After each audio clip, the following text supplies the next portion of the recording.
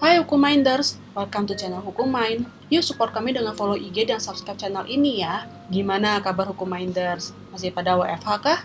Nah, buat yang selama ini WFH, siapa yang doyan banget sama gorengan nih buat nemenin aktivitas kalian? Kayaknya hampir semua doyan banget ya sama yang namanya gorengan. Gak ribet, tinggal makan dan gampang banget ditemuin. Tapi Hukuminders, kalian juga tahu kan kalau kebanyakan konsumsi gorengan bisa bikin kolesterol? By the way ya, kolesterol itu juga ada di saham loh. Jadi saham itu juga bisa digoreng. Hukum Mendes pernah dengar saham yang digoreng? Yuk kita bahas menggoreng saham berdasarkan hukum positif di Indonesia. Dalam dunia pasar modal, dikenal dengan adanya sebutan goreng saham, yang artinya pergerakan saham yang terjadi di luar dari kewajaran, sehingga diduga adanya rekayasa yang dilakukan oleh pelaku pasar dengan tujuan tertentu. Dalam hukum positif di Indonesia, kita kenal dengan manipulasi pasar. Menurut Zelin Amalia Triananda, manipulasi pasar dapat berbentuk manipulasi terhadap perdagangan efek itu sendiri maupun manipulasi terhadap harga.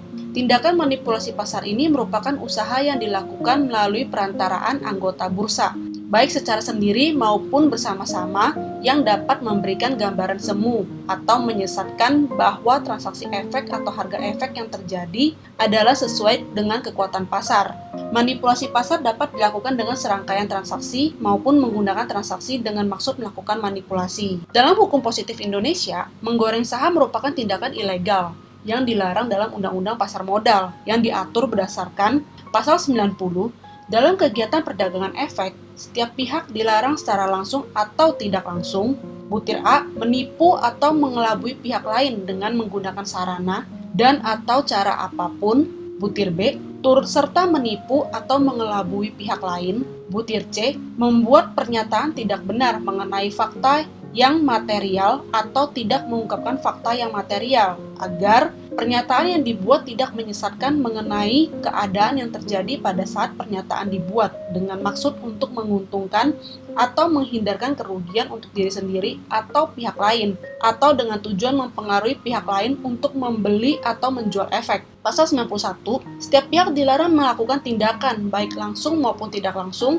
dengan tujuan untuk menciptakan gambaran semu atau menyesatkan mengenai kegiatan perdagangan, keadaan pasar, atau harga efek di bursa efek. Pasal 92, setiap pihak baik sendiri-sendiri maupun bersama-sama dengan pihak lain dilarang melakukan dua transaksi efek atau lebih, baik langsung maupun tidak langsung, sehingga menyebabkan harga efek di bursa efek tetap naik atau turun dengan tujuan mempengaruhi pihak lain untuk membeli, menjual, atau menahan efek. Pasal 93, setiap pihak dilarang dengan cara apapun membuat pernyataan atau memberikan keterangan yang secara material tidak benar atau menyesatkan, sehingga mempengaruhi harga efek di bursa efek apabila pada saat pernyataan dibuat atau keterangan diberikan.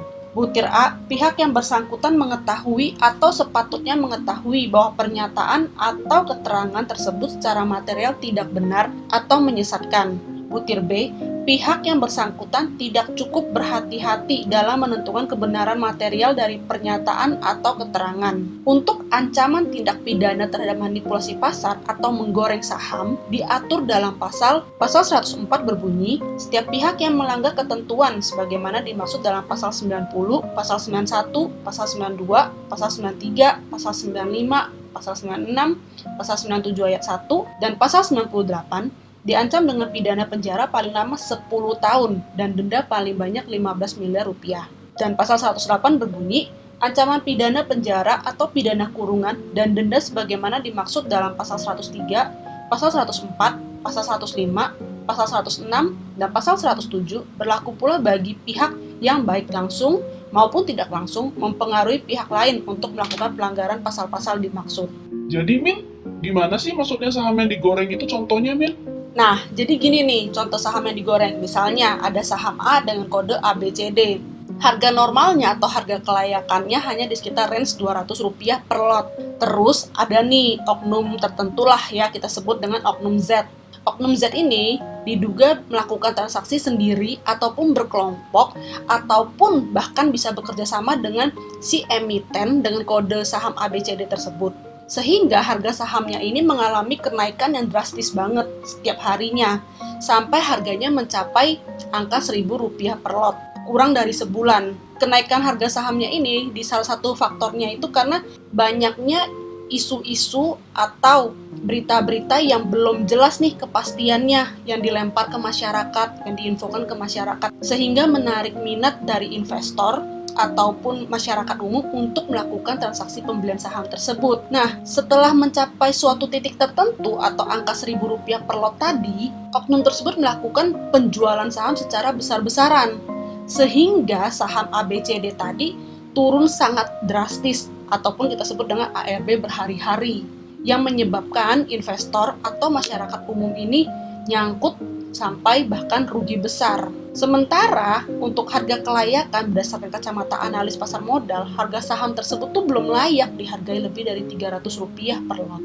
Nah, jadi kurang lebih goreng saham itu begitu ya hukum minders. Sekian sharing dari kami untuk menggoreng saham berdasarkan hukum positifnya.